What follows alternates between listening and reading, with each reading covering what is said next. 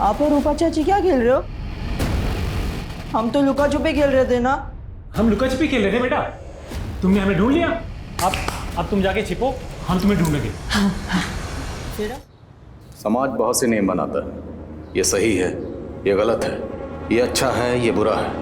इंसानियत का सबक हर इंसान के जहन में बचपन से ही भरा जाता है, पर कुछ लोग समाज की समझ के बाहर होते हैं।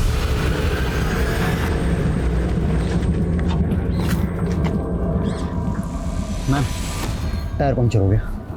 यहाँ तो आसपास मैकेनिक भी नहीं मिलेगा रतन। देखता हूँ, मैं कुछ करता हूँ।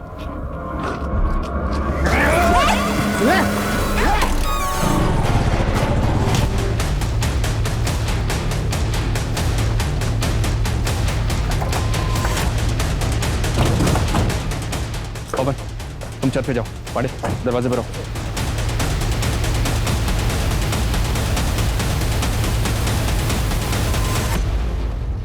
जैन सर। जैन त्रिपाठी, क्या हो रहा है? बड़ा था सर, एसपी साहब के ऑर्डर से कि घर पे 24 घंटे सिक्योरिटी रहेगी। त्रिपाठी, अगर हम ही मुजरिमों के डर से घर में दुबक के बैठ जाएंगे तो आम पब्लिक का क्या हो? ऐसा ही आस्था की किडनैपिंग को 5 दिन हो चुके हैं और अभी तक उनका कुछ पता नहीं चला। अगर आपको कुछ हो गया तो?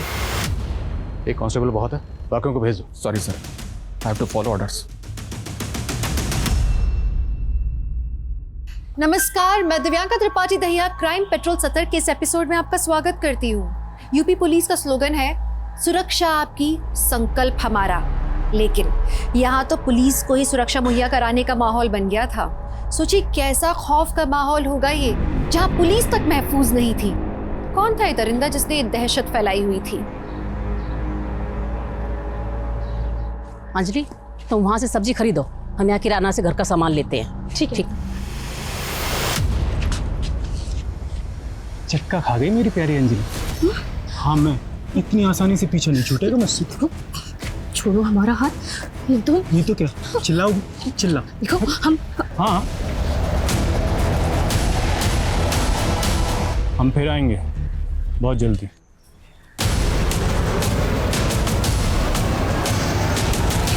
बताना कौन था वो? बोलती काहे नहीं? वहां तो बड़ा हाथ पे हाथ पकड़े खड़ी थी उसका। मम्मी, हमने हाथ नहीं पकड़ा था, वो प्रदीप था, हमारा पहला पति। पति? हमरी तो किस्मत ही फूट गई।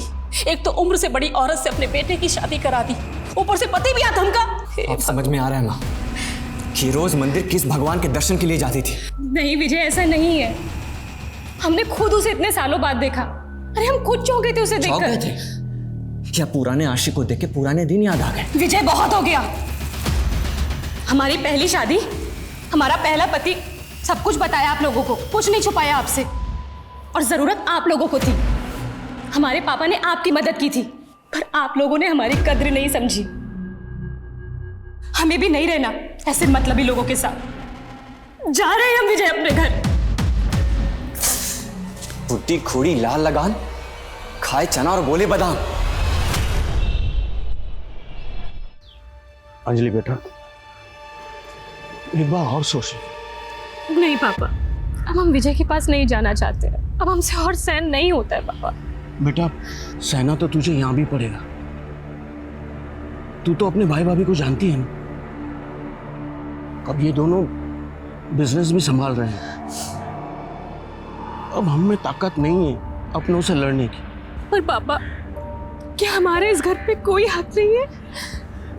बेटा, ये 30 लाख की एफडी है, ये मैंने तेरे लिए बनवाई थी। बेटा, किसी को बताना मत। ये एफडी 1 साल में मैच्योर भी हो जाएगी। बेटा, तब तक एक कोशिश करके देख ले, शायद विजय का दिल तो जीत पाए।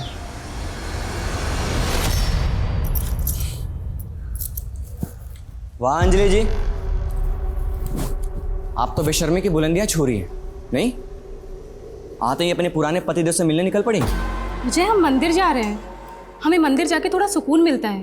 पर अगर आपको हमारे ऊपर शक है तो आप भी चलिए ना हमारे साथ। नहीं, तुम्हारा रंगरलिया देखने का कोई शौक नहीं है हमें, और मंदिर जाने की कोई जरूरत नहीं है।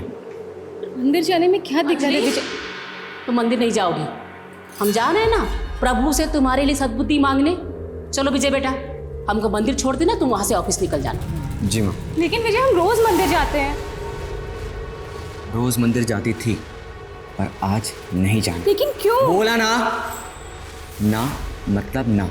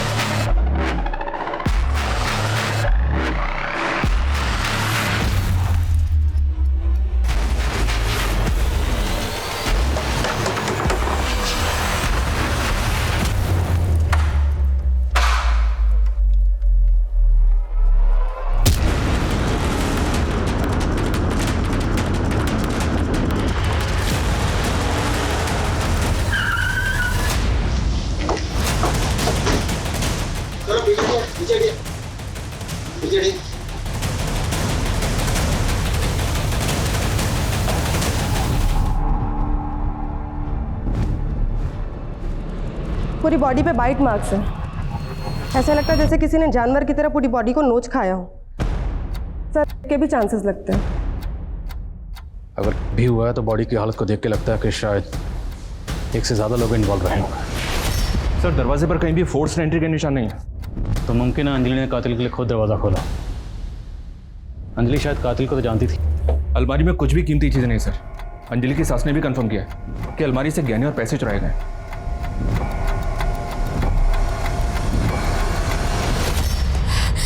साहब हम मंदिर गए थे, अंजलि बेटा घर में अकेली थी। जैसे ही मंदिर से लौटे तो हमने दरवाजा खटखटाया। अंजलि की हालत देख के हमारा सर चकरा गया था साहब। हमने फौरन अपने बेटे विजय को बुलाया साहब। आप लोगों में से किसी ने घर के अंदर आते जाते किसी को देखा था? नहीं साहब, हमारे घर का दरवाजा तो बाहर से किसी ने बंद कर दिया था। सर हमारा भी।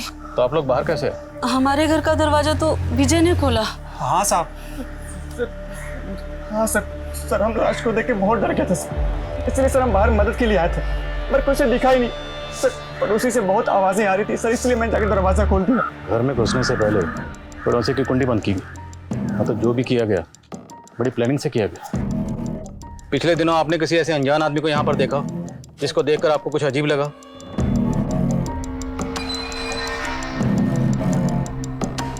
सर पड़ोसियों के घर को बाहर से लॉक करना, इतनी आसानी से घर के अंदर घुसना, उसके बाद लूट, फिर रेप और मर्डर।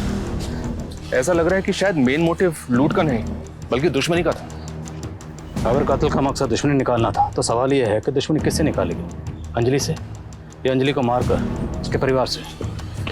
सर आसपास कोई सीसीटीवी नहीं है। पूरा घर छान मारा पर कोई मर्डर वेपन नहीं है। कौन लोग थे, कहाँ से आए, कहाँ गए, किसी ने नहीं देखा। अंजलि और विजय का बैकग्राउंड खंगालो और बॉडी को पोस्टमार्टम के लिए भेजो। Okay sir.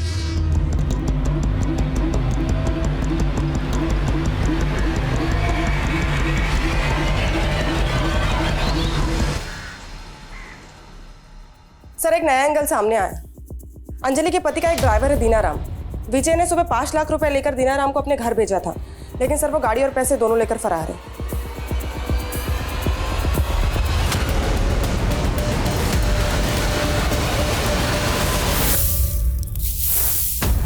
ए ब्यूटी, जरा ठीक से झाड़ू लगा, नहीं तो आज रोटी की जगह पर ना चमाट मिलेगी तेरे को। आगे तक लगा, आगे तक। ये तुम्हारा काम है ना, बच्ची से क्यों करवा रही हो? ओ मैडम, आप काम करो अपना। रास्ते से पकड़ के लाई हूँ, खाना खिला रही हूँ उसको, तो उससे कुछ तो काम लूंगी ना। अरे लेकिन वो छोटी सी बच्ची है, उसकी हालत देखो, बीमार लगती है वो। आपको ज्यादा दया आ रही है तो आप अपने साथ ले जाओ, मेरी भी जान छूटेगी। क्या हुआ, हो गई बोलती बंद? ए ब्यूटी, ठीक से काम करना, सारे पत्ते इकट्ठे करो, उधर फेंक क्या।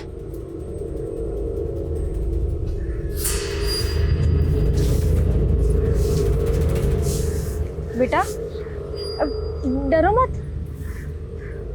मेरे साथ चलोगी? ये दीनाराम है सर, विजय का ड्राइवर। तो ये कौन है?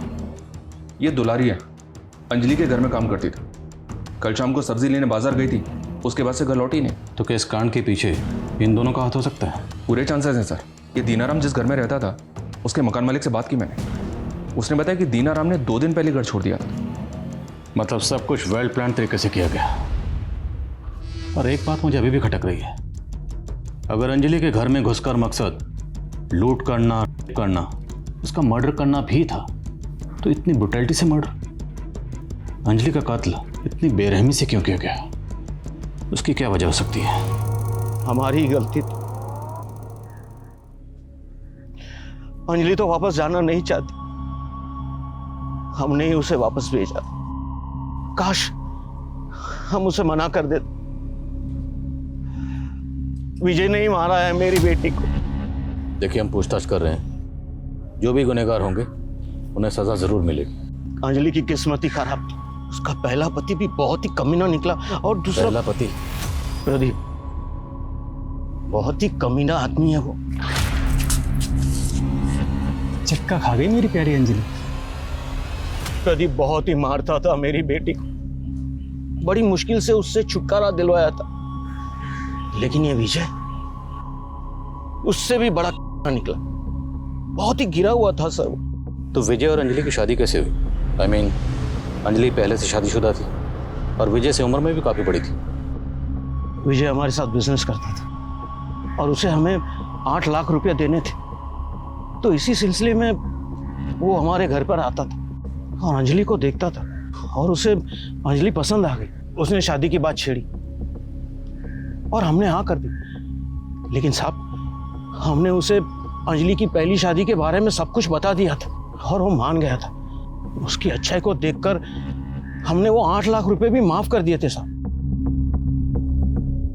लेकिन साहब, इतना सब कुछ करने के बाद भी उसने मेरी बेटी के साथ। आओ, तुम यहाँ आराम से बैठो, मैं पानी लेकर आती हूँ, ठीक? अरे नीचे क्यों बैठ रही हो? ऊपर आराम से बैठो।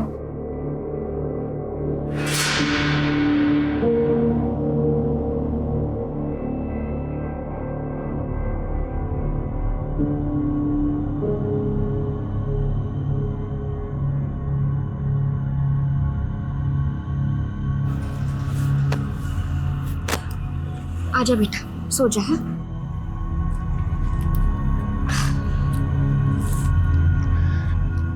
माँ, ये बहुत चुभ रहा है। कोई बात नहीं बेटा, यहाँ आजा मेरे पास। हाँ, गोदी में लेट जाते। हाँ, पानी।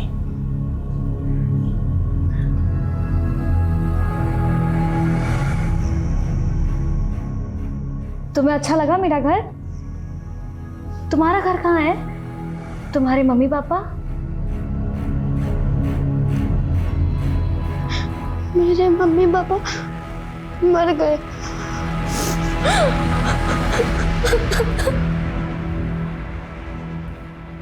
भिजवा दो सर, अंजलि की पोस्टमार्टम रिपोर्ट। जितना सोचा था उससे कहीं ज्यादा पेनफुल डेथ थी उसकी। रिपोर्ट के मुताबिक उसके गले को इतना धीरे धीरे इंच इंच करके काटा गया कि उसके फेफड़ों में खून जमा हो गया। मतलब लूट और सिर्फ एक डायवर्जन था, असली मकसद दुश्मनी निकालना ही था। पूरी फैमिली की डिटेल्स निकलो। और दीनाराम के साथ जो मेट थी, क्या नाम है? दुलारी। पता करो इस वक्त दोनों का।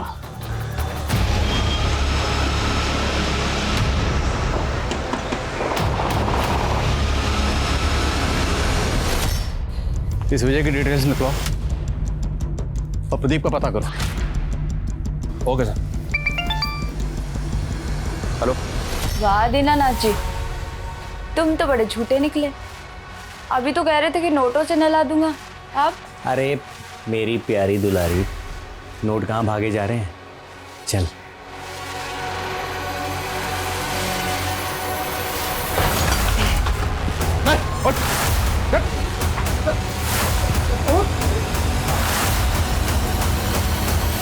चेक कर सर।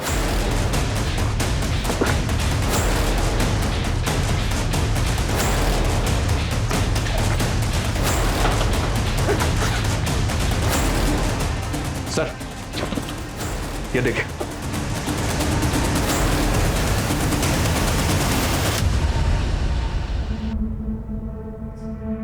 ब्यूटी, ब्यूटी छोड़ो उसे, छोड़ो। कितनी बार कहा है ना, ये सब काम तुम्हारे लिए नहीं है। पर घर पर भी मैं मेरी माँ की मदद करती थी और आप भी तो मेरी। रुक क्यों गई? तुम मेरे लिए मेरी बेटी जैसी ही हो। माँ की याद आती है? तुम मुझे बताओ कि तुम्हारी माँ कैसी थी? चल किराया निकाल।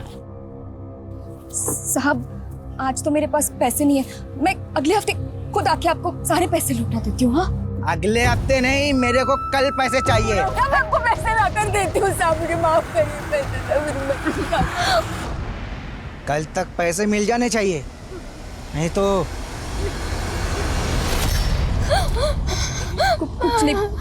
कुछ नहीं बेटा, शांत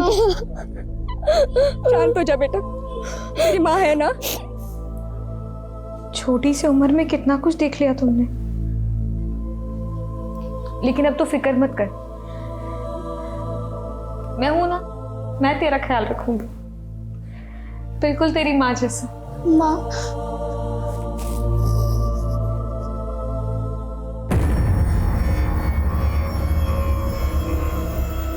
कोरोना नहीं है आपको, मामूली सा वायरल फीवर है।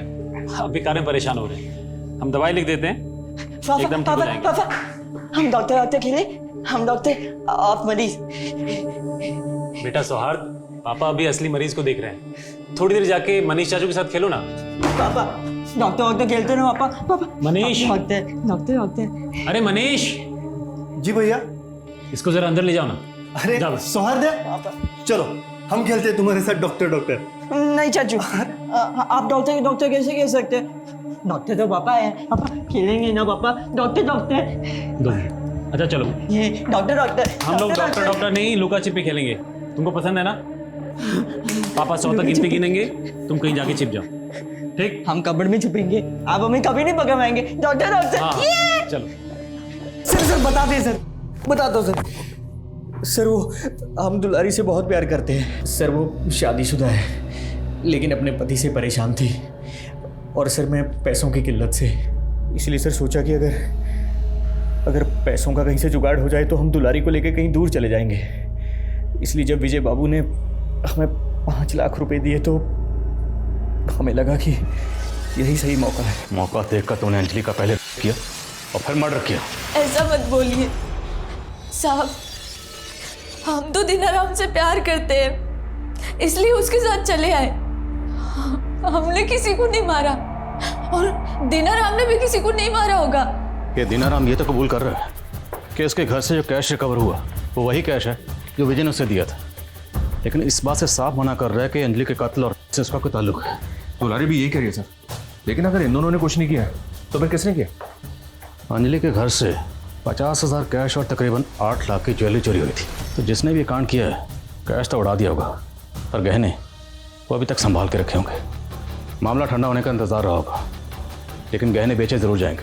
शहर के जितने भी ज्वेलर्स हैं, सब जगह अपने आदमी तैनात करो। Okay sir. सुहाद्या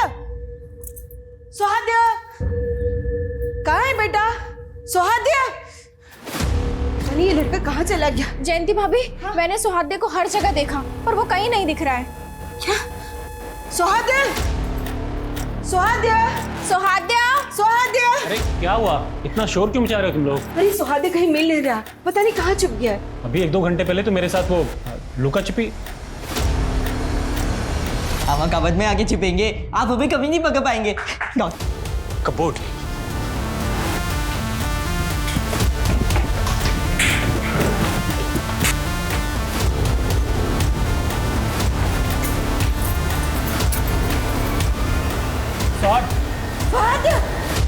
सुहाद्या, मैं पानी लेकर आती हूँ। सुहाद्या, बेटा बेटा जीत गया पापा, जीत गया।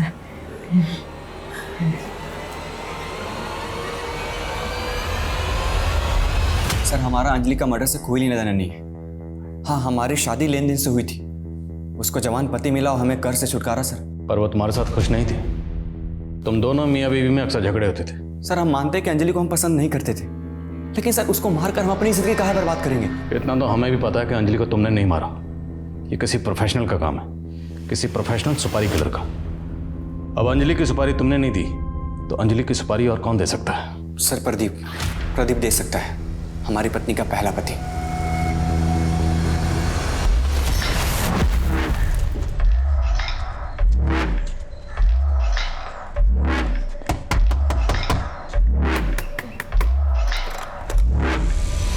जी दीदी, 2 दिन से बच्चे भूखे हैं, बहुत भूख लगी है दीदी, खाने को कुछ मिलेगा?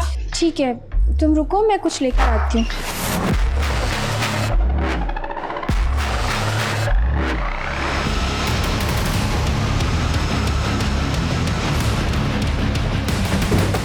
आइए सर, मैंने ही बुलाया था।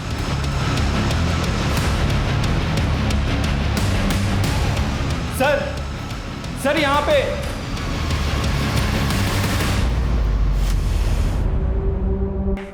सर, हाँ सर, मैंने पड़ोसी से बात की है। डॉक्टर अजीत के साथ जिस औरत की लाश मिली है वो और कोई नहीं, डॉक्टर अजीत के भाई मनीष की बीवी रूपा है सर। अजीत का भाई मनीष भी घर पर मौजूद नहीं था, राइट? Yes sir. और सर वारदात के वक्त घर पे 3 ही लोग मौजूद थे, डॉक्टर अजीत, उसके भाई की बीवी रूपा और डॉक्टर अजीत का बेटा सौहार्द। आज खाना खाने के बाद ना 2 से 10 तक की पहाड़ी याद करेंगे। जी माँ। तुम्हारे उम्र के बच्चों को सब कुछ आता है, लेकिन तुम भी जल्दी सीख जाओगी, ठीक है? क्या देखा तुमने? हम पापा और रूपा चाची लुका छिपी खेल रहे थे। हाँ। फिर हम छिप गए ऊपर कबर्ड में।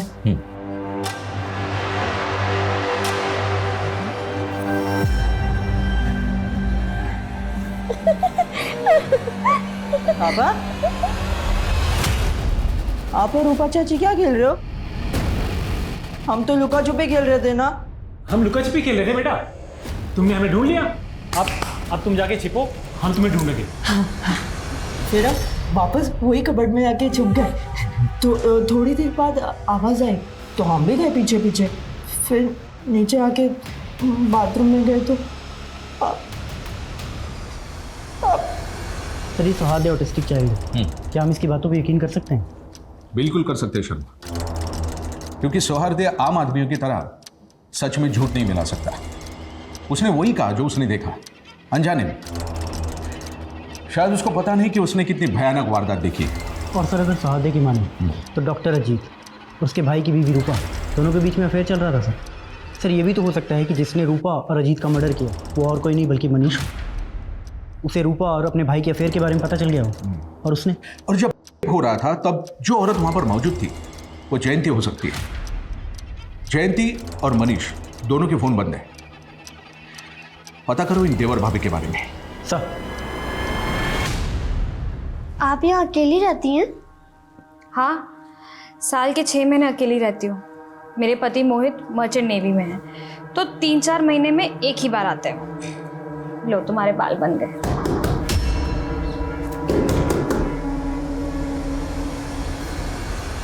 बेटा कुछ खाने को दे दो, बहुत भूख लगी है।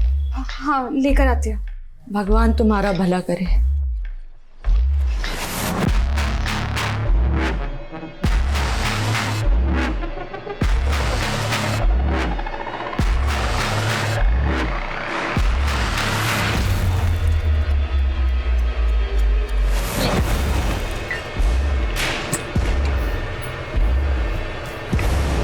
चलो जाओ यहाँ से।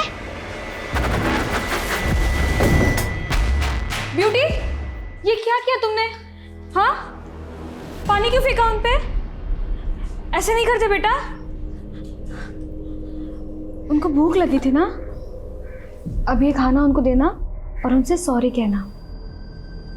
सॉरी। भगवान आपकी बेटी का भला करे। खुश रहो बेटा, खुश रहो।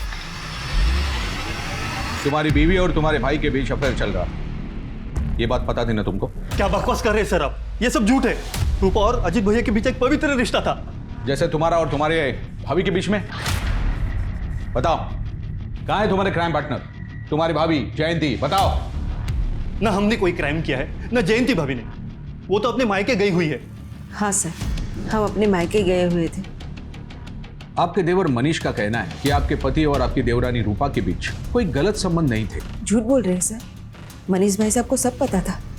दरअसल रूपा और अजीत के रिश्ते को उन्होंने ही बढ़ावा दिया था। क्या? दरअसल मनीष भाई सब कुछ कमाते नहीं थे, सारी जिम्मेदारी हमारे पति पर थी।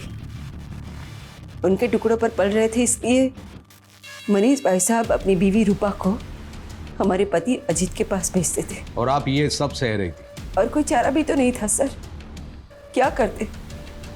हमारे बेटे की कंडीशन तो आप जानते हैं ना, उसकी दवाइयाँ, उसके भविष्य के बारे में हम नहीं सोचते तो और कौन सोचता। पर कुछ वक्त से अजीत ने अपनी बेशर्मी की सारी हदें पार कर दी। जो हरकतें वो बंद कमरे में करता था वो खुलेआम होने लगी। बस हमारा सब्र खत्म हो गया, इसलिए हम अपने मायके चले गए। सर, हमने अजीत और रूपा को नहीं मारा है, हम सच कह रहे, हम अपने बच्चे की कसम खा के कहते हैं। अंजलि के केस में पुलिस गोल गोल घूम रही थी, वहीं अजीत और रूपा के मर्डर केस में हैरान करने वाले खुलासे हो रहे थे। क्या इन दोनों केसेस के आपस में तार जुड़े हुए थे? वक्त तेजी से गुजर रहा था और पुलिस पर दबाव बनता जा रहा था। अब जरूरी था कि पुलिस कोई नए तरीके आजमाए। सर, सभी ज्वेलर्स को अलर्ट पे रखा है, लेकिन अभी तक कोई भी ज्वेलरी बेचने आया नहीं है। तो शायद हमें अपना तरीका बदलना पड़ेगा। अभी तक हम ज्वेलर शॉप पे फोकस कर रहे हैं, जबकि काले धंधे अक्सर रात के काले अंधेरों में किए जाते हैं। एक काम करो, जितने भी लोग इस तरह के गहने बेचने और खरीदने के सस्पेक्ट हैं, सबकी लिस्टिंग करो, सबके घरों के बाहर सिविल ड्रेस में अपने आदमी तैनात करो, नजर रखवाओ दिन रात। Okay sir. पुलिस को कुछ वक्त लगा, चोरी के जेवर बेचने वालों पर उन्होंने सख्त निगाह रखी और बसंत नाम के एक शख्स पर उनकी निगाह आकर टिक गई। बसंत जौहरी था, लेकिन चोरी के गहनों की खरीद बिक्री वो अपने घर से करता था, वो भी उन लोगों के साथ जिन्हें वो पहले से जानता था। पुलिस के लिए काम कर रहे खबरी पहले चोरी चकारी में सम्मिलित थे। पुलिस ने उनकी मदद ली, जाल बिछाया और बसंत को धर दबोचा। या तो चोरी का माल खरीदने के जुर्म में हम तुझे यहीं रख दें, लॉकअप में, या फिर अगर तुझे बचना है तो हमारी मदद कर। ठीक है साहब, मैं आपकी मदद करने के लिए तैयार हूँ, लेकिन सर मेरे पास उनका नाम पता कुछ नहीं है। जब भी उनके पास कुछ माल आता तो वो मेरे पास खुद आते हैं। हमारे आदमी 24 घंटे तुम्हारे घर पर तैनात रहेंगे, गलती से भी गलती करने की सोचना मत। नहीं साहब। पुलिस ने बसंत के घर पर दिन रात पहरा लगाए रखा। हफ्ते गुजर गए, महीने गुजर गए, पुलिस ने अपना सब्र बनाए रखा और 78 दिन बाद बसंत के घर एक दस्तक हुई।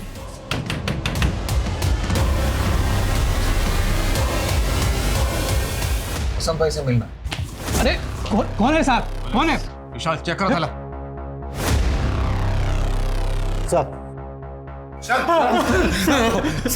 साहब मैं अरविंद हूँ, ये शंकर है। साहब वो जेवरात हमें रास्ते में पड़े मिले थे, चोरी नहीं किए, उनको बसंत भाई के पास बेचने के लिए ले जा रहे थे, चोरी नहीं की साहब हमने। आपको लगता है कि इस उम्र में हम चोरी चकारी करेंगे? हम मामूली से इंसान है साहब, एक टोकरी चाकरी करने वाले। वो गहने नीचे पड़े दिखे ना तो लालच आ गया साहब और चले गए बसंत भाई के पास। तुम लोग नौकरी पेशे वाले मामूली लोग हो ना, तो चोरी चकारी का माल खरीदने वाले बसंत को कैसे जानते हो? वो क्या? जब तक सच ना बोले मरम्मत चालू रखो। चोरी नहीं की साहब, गिने तो। और कौन कौन शामिल है तुम्हारे ग्रोह में? बोल दो, छोड़ दूंगा। छोड़ दीजिए साहब, डर लग रही है साहब, चोरी नहीं। तुम तो बहुत अच्छा मसाज करती हो, कहाँ से सीखा? मासी से। मासी की वजह से ही मैं जिंदा हूँ।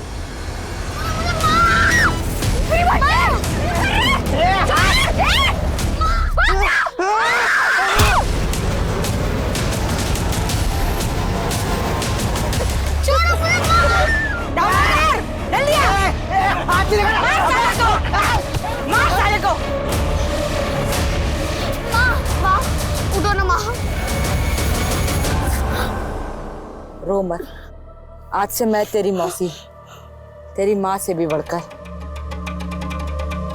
मासी ने बचा लिया मुझे। मासी बिल्कुल आपके जैसी है, अच्छी अच्छी बातें सिखाती है, सपने दिखाती हैं। फिर कहाँ गई तुम्हारी मौसी?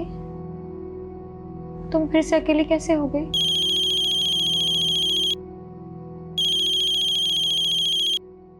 हेलो, हाँ मोहित, हाँ मैं ठीक हूँ। आप कैसे हैं? हाँ, आप कब तक आएंगे?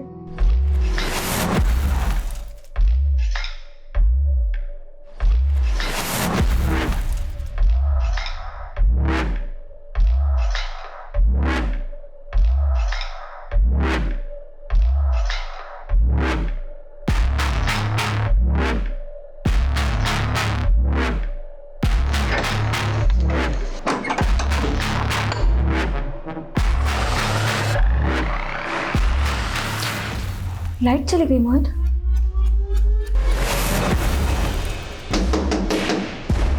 एक सेकंड माँ, मैं देके आती हूँ।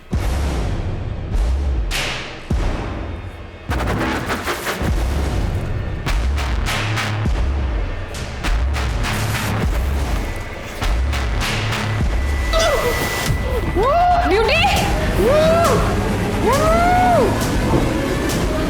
ब्यूटी! कौन?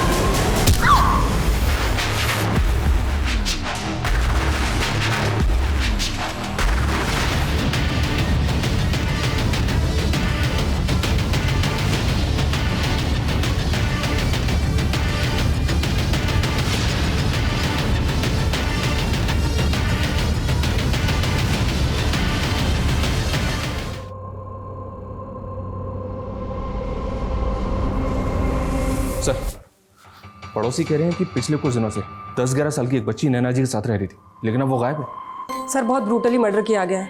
अंजलि के जैसा सिमिलर केस है। लूट हुई है, एक से ज़्यादा लोगों ने किया है, और सर गला बिल्कुल वैसे ही काटा गया है जैसे अंजलि का काटा गया था। और सर, इनके पड़ोसियों के घर को भी बिल्कुल वैसे ही लॉक किया गया है जैसे मर्डर वाले दिन अंजलि के पड़ोसियों के घर को किया गया था। अंजलि के केस को अभी तक हम पर्सनल वेंडेटा का केस समझ रहे थे, बट आई थिंक ये दोनों केसेस पर्सनल नहीं, किसी प्रोफेशनल ग्रुप का काम है।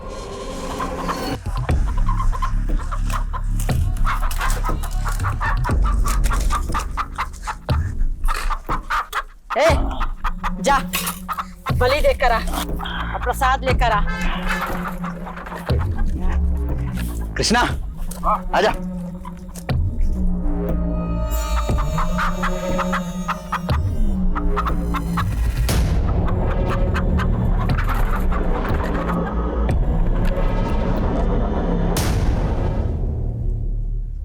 कावेरी, मैं क्या बोलता है, अभी जल्दी से जल्दी इधर से अपने को निकलना पड़ेगा, नहीं तो पुलिस आ जाएगी। इस बार हम पुलिस के पीछे जाएंगे और वो भागेंगे हमसे।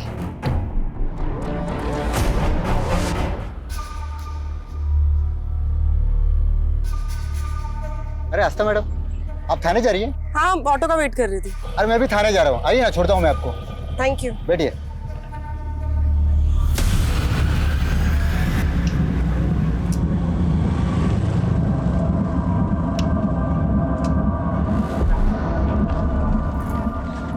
मैम, टायर पंक्चर हो गया। यहाँ तो आसपास मैकेनिक भी नहीं मिलेगा रतन। देखता हूँ मैं, कुछ करता हूँ।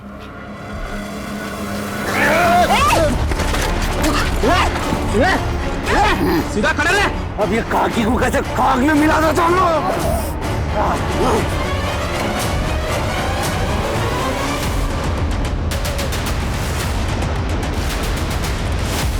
हटो एक सेकंड। आइए सर, यहाँ पे। हटो हटो, सामने से हटो। ये देखिए सर, ये ऐसा ही आस्था भी रतन के साथ थी। एक कांस्टेबल ने आस्था को रतन के साथ बाइक पे जाते हुए देखा था, और अभी आस्था का फोन भी बंद आ रहा है। सारी पेट्रोलियम टीम को अलर्ट भेजो और खबरों से पता लगा कि आस्था कहाँ है। Okay sir.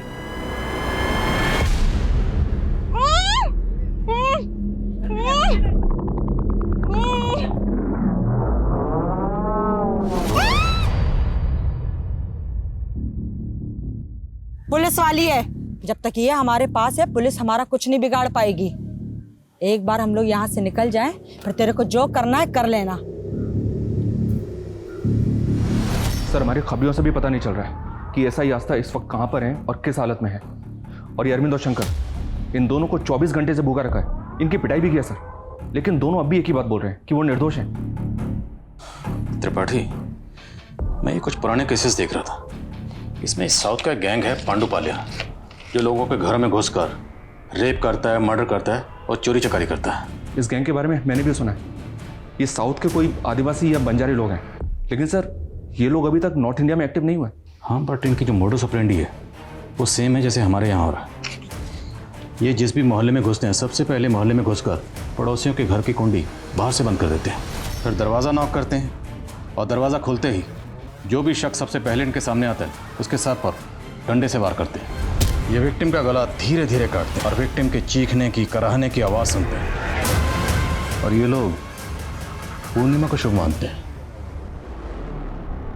और ये पूरी लूटपाट करने के बाद लूटपाट का जो माल है उसे बेचने के लिए गिरोह के यंग लोग नहीं बल्कि बुजुर्ग लोग जाते हैं ताकि किसी को अरविंद और शंकर की रिमांड कब खत्म हो रही? 10 दिन बाद सर। और पूर्णिमा कब? 4 दिन बाद। अरविंद और शंकर से कहो कि 10 दिन से पहले हम उन्हें छोड़ने वाले नहीं हैं। Okay sir. त्रिपाठी सर।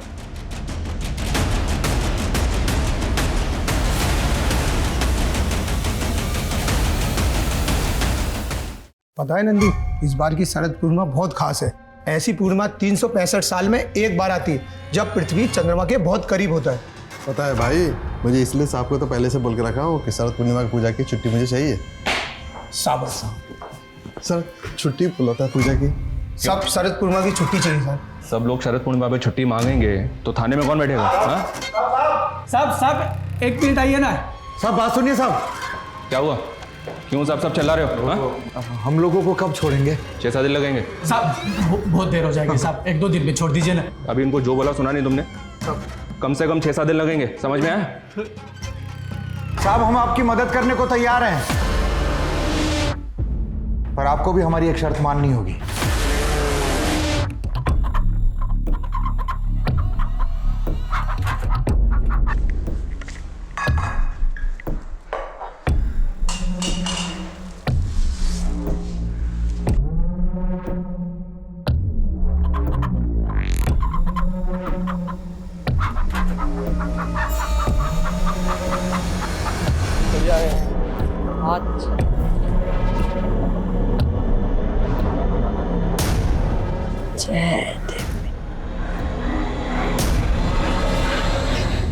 सारा पी जाएगा क्या?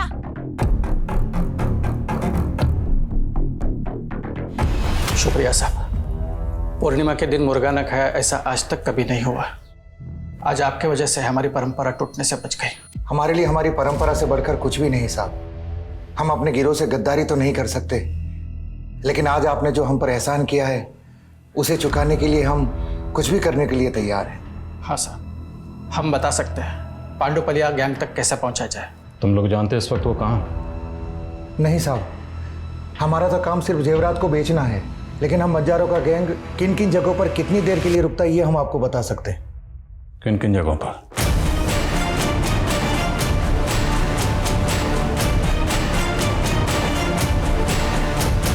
सर ये ऐसा ही आस्था को पांडुपालिया गैंग ने किडनैप किया है।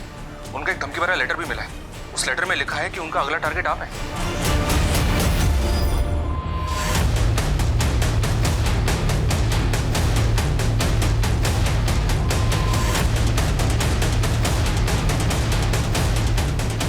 जैन सर। जैन त्रिपाठी क्या हो रहा है? बड़ा था सर, एसपी साहब के ऑर्डर से आपके घर पे 24 घंटे सिक्योरिटी रहेगी।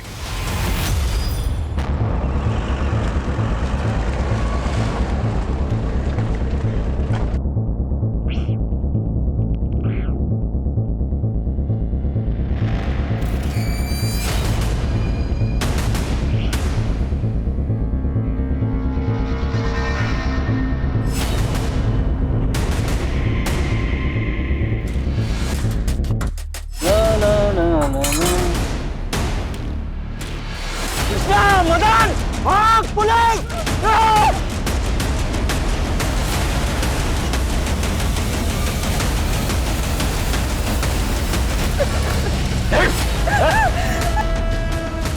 चल। बच गए आप। अगला नंबर आपका ही था। ये पूर्णिमा आपके लिए भी शुभ रही। तेरी पूरी जिंदगी जेल की काली अमावस में कटेगी। लेके जा। आएंगे हम। आज आशीर्वाद से बाहर आएंगे। अगले कुछ महीनों में पुलिस ने पांडुपालिया गैंग के कई सदस्यों को गिरफ्तार किया, जिसमें 10 साल के बच्चों से लेकर 70 साल के बुजुर्ग तक शामिल थे। ये गैंग एक मोडस ऑपरेंडी पर काम करता था। औरत और बच्चे जगह जगह पर घूमकर ऐसे घरों का पता लगाते थे जहां सदस्य कम हो या जहां बुजुर्ग रहते हो या औरत अकेली रहती हो। ये इनके इजी टारगेट होते थे। पूछताछ में गिरोह के एक सदस्य ने बताया कि आमतौर पर वो उन घरों को निशाना बनाते थे जो मोहल्ले के आखिरी में हो या जो नदी और मैदानों के पास हो, जहाँ से भागने में आसानी हो। मैं इस बात को अच्छी तरह से समझती हूँ कि हमारे समाज का एक बहुत बड़ा तबका है जिसके साथ सालों से नहीं दशकों से अन्याय हुआ है और उन्हें अपनी जिंदगी को बेहतर बनाने का मौका कभी मिला ही नहीं। लेकिन इसका मतलब ये कतई नहीं कि कोई जुर्म का रास्ता इख्तियार कर ले।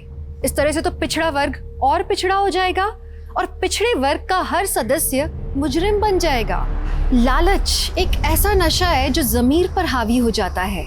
इंसान सही और गलत के बीच में अंतर नहीं कर पाता, कहाँ रुकना चाहिए वो समझ नहीं पाता। ऐसे गैंग्स लोगों की जिंदगियां बर्बाद कर देते हैं, लोगों का सांस लेना मुश्किल कर देते हैं। आज पुलिस की पुरजोर कोशिशों के बाद पांडुपालिया गैंग का आतंक कम हो गया है। इस खौफनाक गैंग को रोकने के लिए यूपी पुलिस ने जो दिलेरी दिखाई वो सराहनीय है। टीम क्राइम पेट्रोल की तरफ से मैं आज उनकी बहादुरी को सलाम करना चाहती हूँ। आप सतर्क रहें, सुरक्षित रहें। इसी आशा के साथ मैं दिव्यांका त्रिपाठी दहिया अब लेती हूँ आपसे विदा। फिर मिलूंगी अगले केस के साथ। आप देखते रहें क्राइम पेट्रोल सतर्क। जय हिंद।